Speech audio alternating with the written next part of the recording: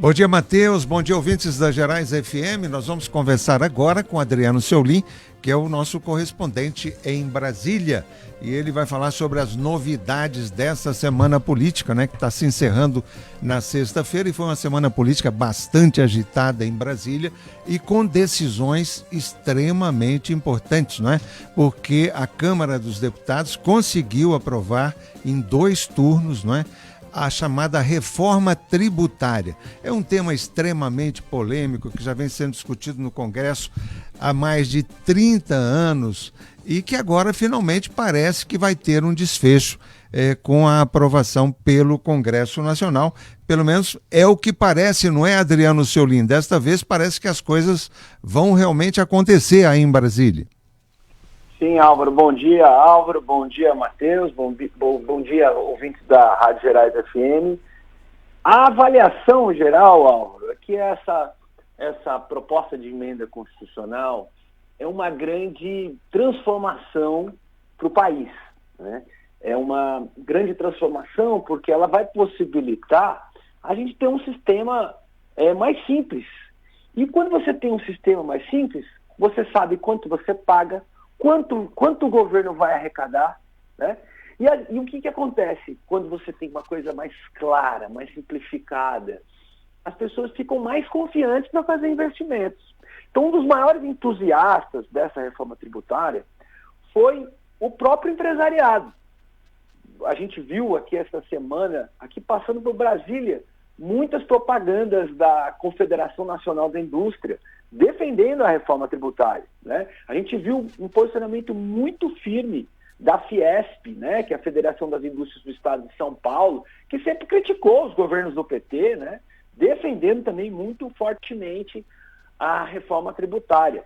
E a gente viu o envolvimento dos governadores nessa discussão, né? Porque o que acontece, vamos explicar em linhas gerais o que significa essa reforma. O Brasil hoje, por ser uma federação, 27 unidades da federação, a gente tem 27 ICMS, que é o imposto sobre circulação de mercadorias e serviços que você paga, imposto sobre circulação e mercadorias que você paga no seu estado, né? Então você tem 27 alíquotas, você pode ter 27 alíquotas diferentes. É por isso que o que acontece? Um estado ou outro acaba promovendo uma guerra fiscal. Ele abaixa o imposto no lugar, aí as empresas vão para lá e deixam de estar em outro estado. Isso gera uma confusão. A guerra fiscal, né? É uma guerra fiscal. E também gera o seguinte, Álvaro, você sabia que, curiosamente, a água de colônia e o perfume têm alíquotas diferentes? Não sabia. E você sabia que o bombom e a bolacha wafer são parecidos, também têm alíquotas diferentes? Pois é, falta um critério realmente, né, mais racional de cobrança de impostos no Brasil, e parece que, nesse sentido, a reforma representa uma evolução.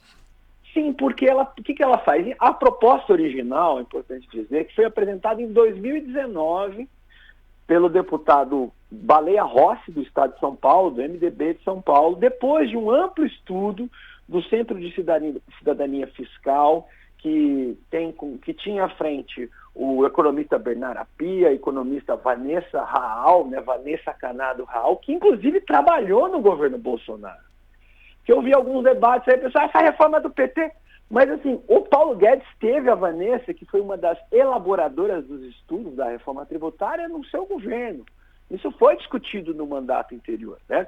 Então, o que ela previa inicialmente? Você acabar com 5 impostos, os 3 federais, que é o IPI, o PIS, o COFINS, o estadual, o ICMS e o ISS municipal, e transformar num só, que é o Imposto sobre Bens e Serviços.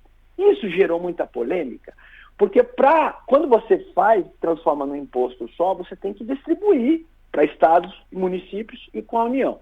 Houve uma pressão dos estados e dos municípios, com receio de a União concentrar isso e não haver uma distribuição. Aí eles resolveram criar 2 impostos, que é o IVA, que é o Imposto sobre Valor Agregado Nacional, que reúne os 3 impostos federais, IPI, COFINS e PIS, e um imposto estadual municipal, que reúne o ICMS e o ISS.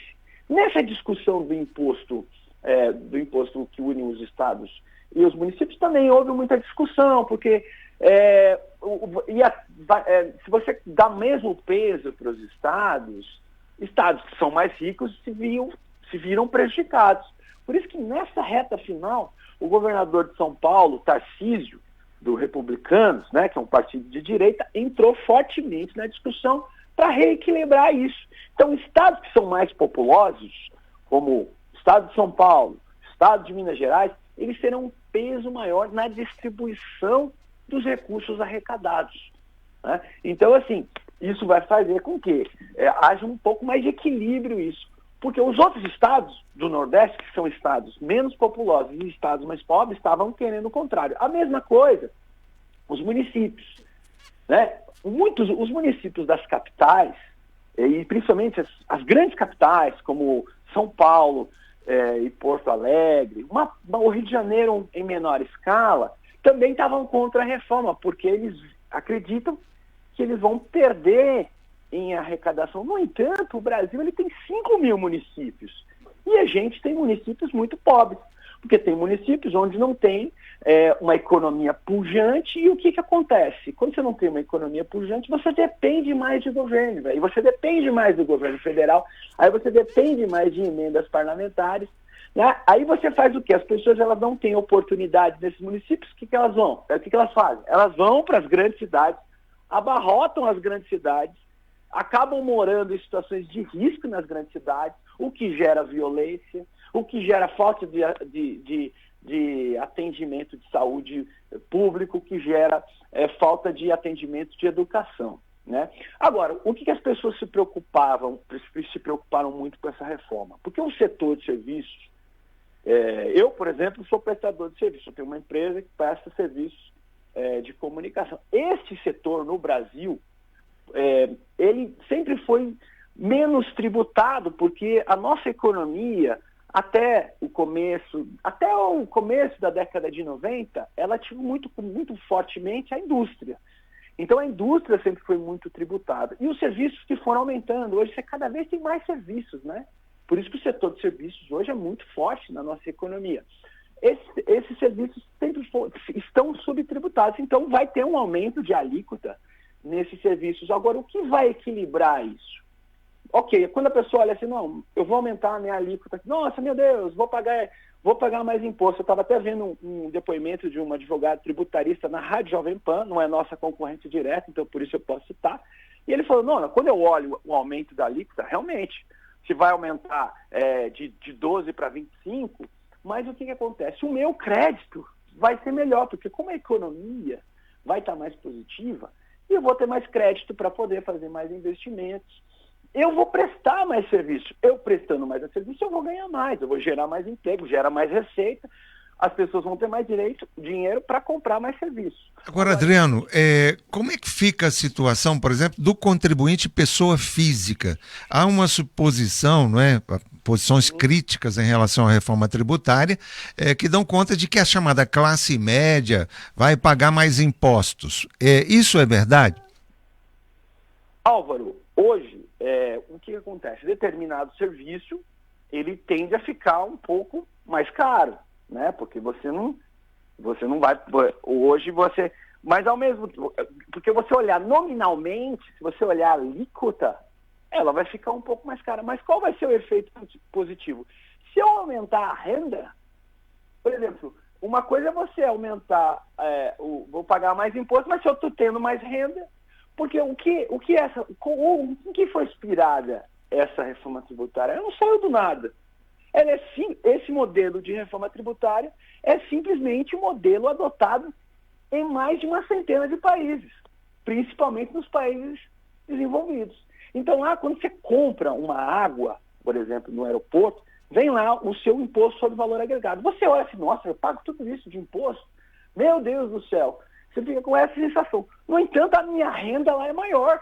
É por isso que tem muita gente que sai do Brasil, que não tem condições, vai trabalhar de faxineiro, vai trabalhar de pedreiro, porque mesmo eu pagando nominalmente mais imposto, se eu comparar, eu vou ter um salário muito maior, eu vou ter mais renda, eu vou ter mais oportunidades. Então, nesse aspecto, à primeira vista, Você tende a achar isso. No entanto, quem vai pagar menos imposto no Brasil? Os mais pobres. Porque os mais pobres consomem menos serviço. Se você consome mais serviço, você vai pagar mais.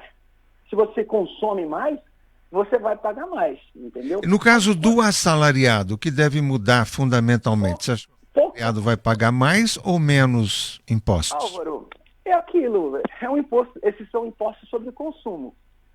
Se você comprar mais, consumir mais, você vai pagar mais. Depender do comportamento ali individual, então, do contribuinte, né? Agora, E outra coisa importante é que o imposto ele passa a ser cobrado não mais na origem, em si no destino, né? Significa que é o consumidor final é que vai pagar esse imposto, não é isso? Um produto produzido lá em São Paulo, da indústria de São Paulo, né? O imposto será cobrado aqui em Minas por quem estiver consumindo aquele produto. Exato, porque é uma injustiça, né? Você valoriza mais a economia local. Se eu tenho um lugar onde as pessoas estão consumindo mais, esse recurso vai ficar para esta economia, para esta prefeitura poder fazer mais investimentos. E não acontecer distorção que você tem, por exemplo, em São Paulo, um tempo atrás, você tinha municípios em volta da cidade de São Paulo, em Barueri, que tinham as empresas e você baixava a alíquota nessas cidades, as empresas iam para lá, mas eles prestavam o serviço na capital. E a capital não tinha esse recurso para retornar para a sociedade. Por que se paga imposto? Né? Qual é a origem de se pagar imposto, Álvaro?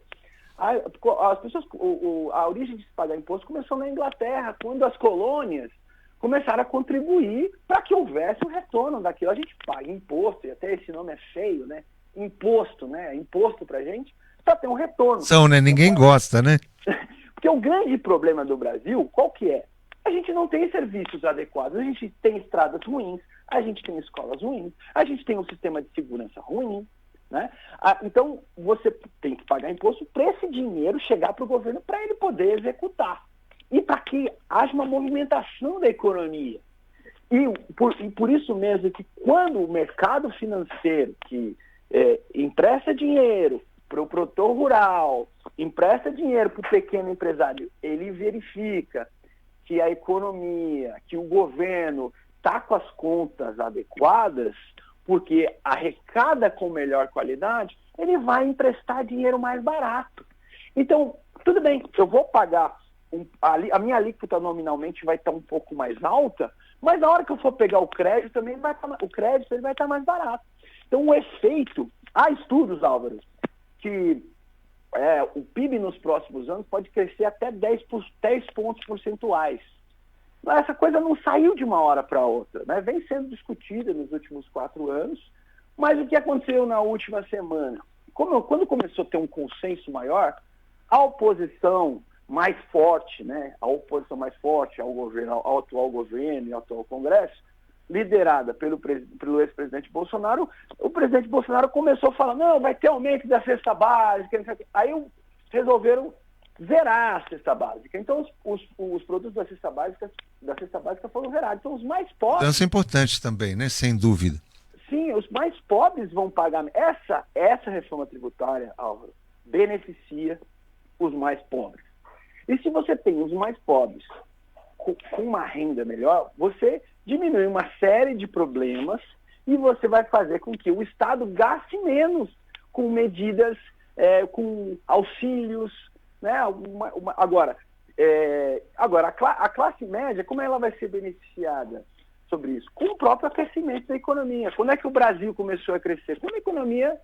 Por isso que muita gente tem a memória ainda, né, nos tempos de ditadura, que a economia cresceu ali a 12% no começo dos anos 70.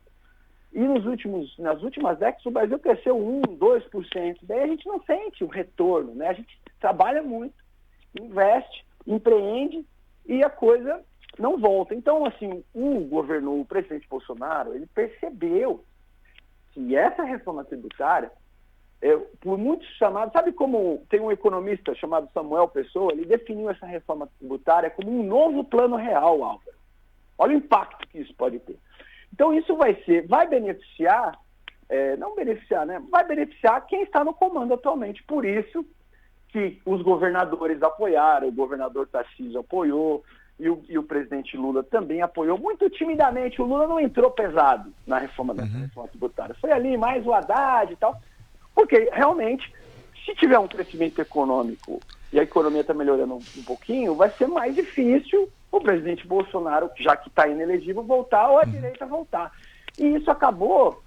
Ontem, por exemplo, 20 deputados do PL votaram a favor da PEC, da reforma tributária. O fato é que o tema dividiu a oposição ao governo do presidente Lula, né? Tivemos aí o Tarcísio de Freitas, né? Governador de um estado importante, apoiando ostensivamente a reforma tributária, e tivemos o ex-presidente Jair Bolsonaro se opondo, né, veementemente à reforma tributária. O próprio PL se dividiu, não é isso? Acho que 20 deputados do PL acabaram votando favoravelmente à reforma.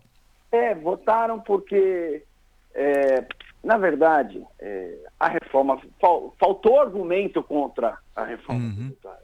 O argumento era, a reforma tributária é do PT, a reforma tributária é do Lula, o que não é verdade. Como eu disse, a reforma tributária é de um deputado do MDB de São Paulo, foi apresentada em 2019. No entanto, assim, a política, né, Álvaro, é preciso entender que a política ela tem essa questão retórica. Que é você falar que seu adversário está fazendo uma coisa. Não, sem dúvida, mas num assunto intricado como esse, complexo, né, difícil a compreensão às vezes, do que é certo e do que é errado, né? Por exemplo, a gente tem alguma dúvida hoje que o plano real do Fernando Henrique foi bom? Não tem. Nenhum. E, no entanto, naquela época, o PT se opôs radicalmente, né? Exatamente. O PT votou contra o plano real. É verdade. E hoje, assim... Pura posição mesmo política ali, de marcar posição política, né? Fazer oposição por oposição... Agora, Álvaro, é preciso que se entenda. Não existe nenhuma reforma tributária que atenda plenamente todos os setores.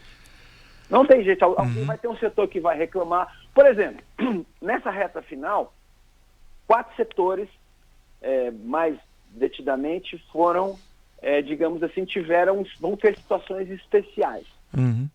Saúde, educação e transporte público. E na reta final, o agro também foi beneficiado.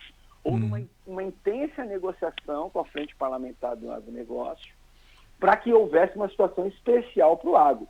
Né? Então, assim, porque hoje também o agro tem muita força econômica, né, é responsável pelo aumento do PIB, e tem muita força política no Congresso. Sem a bancada do agronegócio, não haveria aprovação. Agora, alguns setores vão olhar nominalmente a alíquota, poxa e tal, mas o efeito que vai se ter... Agora, Álvaro, essa reforma também, se aprovada no Senado em 2 turnos, vai ter uma discussão, muito provavelmente essa reforma vai se estender até o final do ano. Vai ter muito debate ainda, vai ter uma ampla... A mudança não é imediata, né, Adriano? Não, e depois haverá também uma transição, não é, para o novo modelo. Isso, porque na verdade, se você faz as empresas se organizaram para uma carga de impostos de um determinado jeito, e tomar empréstimos, assim, então tem que ter um período de transição. Não vai ser uma coisa assim de uma hora para outra. Não é um plano Collor que foi lá e pegou o dinheiro das pessoas e tirou da poupança. Não, é um negócio que está sendo feito com muita parcimônia, com muito cuidado. Agora, quando acontece, tem essa discussão política, muitas vezes, desculpe, não verdadeira, né? Uma discussão política em que as pessoas estão preocupadas apenas com os seus interesses, e isso gera assim, uma dúvida, meu Deus, as pessoas que gostam do presidente Bolsonaro, mas o Bolsonaro está falando que é ruim, mas procura observar o que ele está dizendo que é ruim, né? Falar que a reforma é ruim porque é do PT já não é verdade, porque não é do PT. Mas o PT apoiou, então tá ruim. Quer dizer, tem que ter um pouco de... a discussão tem que ser mais técnica do que política nesse momento, né? E ela é difícil porque é um tema difícil, né? Agora, quando você pega uma lista de 60 economistas renomados falando que essa reforma é boa para o país, quando você tem um consenso de 27 governadores, exceto, acho que o único governador que se manifestou contra foi o Ronaldo Caiado de Goiás e o de Santa Catarina. Então, quando você tem 25 dos 27 apoiando... É um apoio muito representativo, né? Eu acho que é bom isso, né? Então, muito bem, Adriano. Obrigado pelas informações. Uma semana recheada de notícias aí em Brasília, hein? Muita movimentação. Agora volta então para o Senado, né? Mais uma vez o assunto será discutido, emendas serão apresentadas, Claro, mas o fato é que foi um passo importantíssimo, né? Tomado pela Câmara aí ao longo da semana, numa demonstração enorme, né? De força e poder de articulação do presidente da Câmara, né? Sim, do presidente Arthur Lira. Dos governadores. E, Álvaro, uma coisa que faltou comentar aqui, só para finalizar, foi uma votação histórica, porque transforma o sistema tributário que era de 1975. Uhum. Então, se a gente reclama do país nos últimos anos, agora a gente pelo menos tem uma perspectiva de que as coisas podem melhorar. Certo. Muito bem, vamos torcer para que isso aconteça. Um grande abraço, obrigado, Adriano, pelas informações aí de Brasília. Voltamos, né, na próxima semana com mais novidades. Obrigado, Álvaro. Abraço.